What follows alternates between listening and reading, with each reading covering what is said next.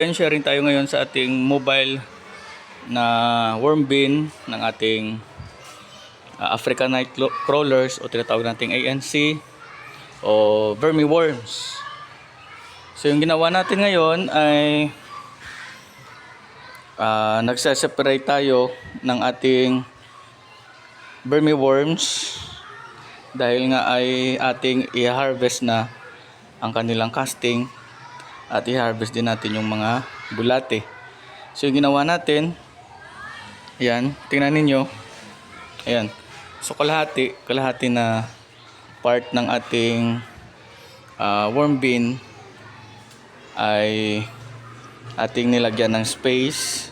Kanina ay nandito pa yung ating mga worms, so yung ginawa natin ay nilagay natin dito sa kabilang side lahat ng substrate kasama yung ating mga worms, dahil nga lalagyan natin dito ng mga bagong pagkain na tulad ng katawan ng saging, mud press, tsaka cow manure, para yung mga bulate dito sa kabila ay kusang lilipat dito sa kabila. Tinatawag natin itong migration method sa pag-harvest ng vermiworms tsaka ng vermicast. So ayan sa kabila, lalagyan natin dito ng bagong pagkain, migration method.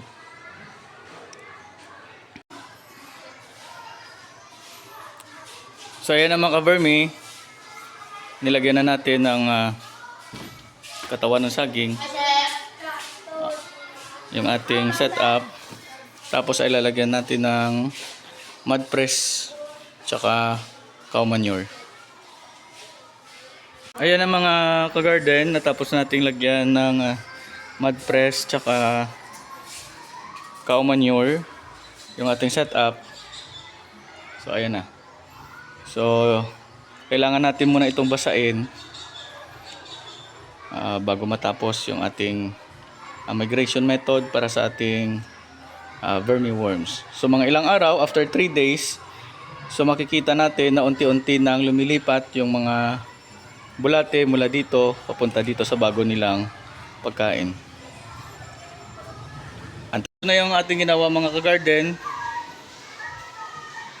So tinakpan natin ng sako ang ating setup. Yung bagong pagkain ng ating mga bulate ay tatakpan natin ng sako para lilipat dito yung mga bulate. Kasi nga yung mga bulate natin ay African night crawlers. So ibig sabihin sila ay mas aktibo sa gabi o mas gusto nila yung lilim o hindi nasisikatan ng araw. So ibig sabihin mula dito nasisikatan ng araw o mayroon liwanag sila na nasasagap.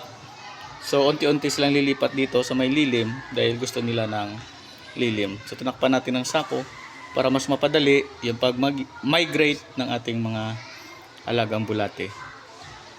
Sana maka-inspire, sana makatulong ang video ito. Happy gardening, happy worm farming.